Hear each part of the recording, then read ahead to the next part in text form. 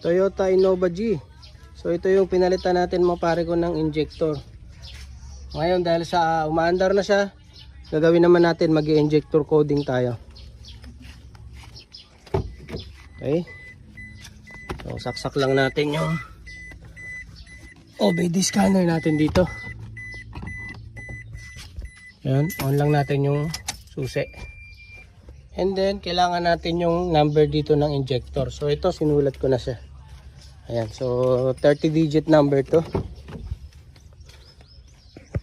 Okay. So, buksan lang natin yung app natin. Ayan, then, punta tayo sa Think Diag app. Kita natin na injector number 4. So, cylinder number 4. So, type lang natin yung number dyan. 2200. So kahit ganyan, sunod-sunod lang yung pagka-type nyo. Okay lang yan.